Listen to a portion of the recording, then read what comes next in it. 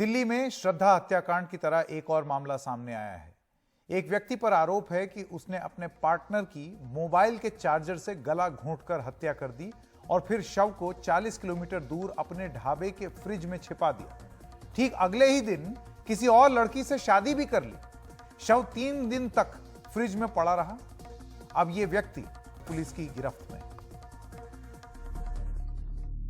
ये है 24 साल का साहिल गहलोत।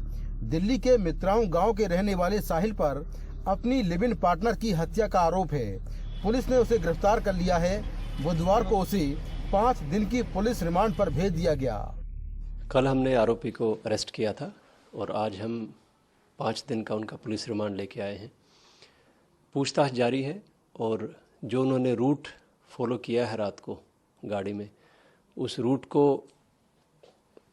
आइडेंटिफाई करने के लिए हमारी मल्टीपल टीम्स लगी हुई हैं, ताकि वहाँ अगर कोई सीसीटीवी फुटेज है या कोई और क्लू है तो हम ले सकें। पूछताछ में साहिल ने बताया कि 9 फरवरी को वो अपनी प्रेमिका निक्की यादव को बिंदापुर से इसी वर्ना कार में लेकर कश्मीरी गेट इलाके में गया। कार में ही उसका निक्की से झगड़ा हो गया।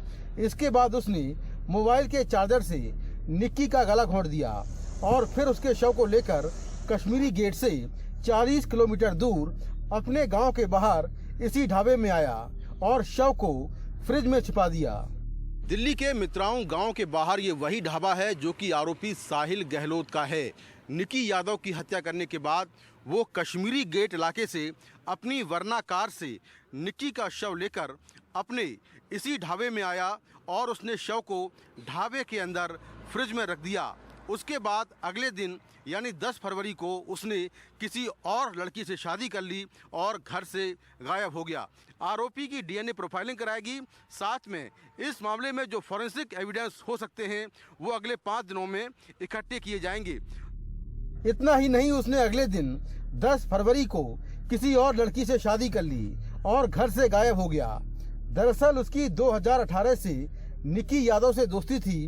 दोनों पहले दिल्ली और फिर ग्रेटर नोएडा में लिव इन रिलेशनशिप में रह रहे थे, लेकिन साहिल के घर वालों ने उसकी शादी कहीं और तय कर दी। 9 फरवरी को साहिल अपनी सगाई के बाद रात में निक्की के पास गया।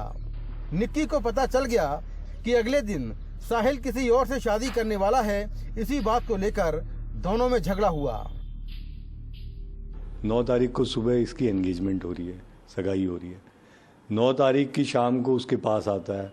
जब वो उसको कन्फ्रंट करती है कि मैंने ऐसा सुना है, तो कहता है नहीं मैं तुम्हें घुमाने ले चलता हूँ, ऐसा कुछ नहीं। और उसी दौरान ये दिल्ली में कि बस अड्डे चलते हैं, वहाँ चलते हैं और उसका मर्डर करके ये करता। अगले दिन सुबह शादी में चला जाता है बारात लेके 10 तारीख को। अब ये आदमी ढाबे को इसने बंद किया हुआ है, लेकिन इसके दिमाग में उधेड़-बुन यही है, क्योंकि ऐसा लग रहा था कि अगर ये शादी करने के बाद ये इस बॉडी को डिस्पोज कर देता तो बाद में बहुत दिक्कत आ जाती। तो जो टाइमिंग था वो बहुत ही परफेक्ट था कि जो हमने इसको टाइमली इसको डिटेक्ट कर लिया।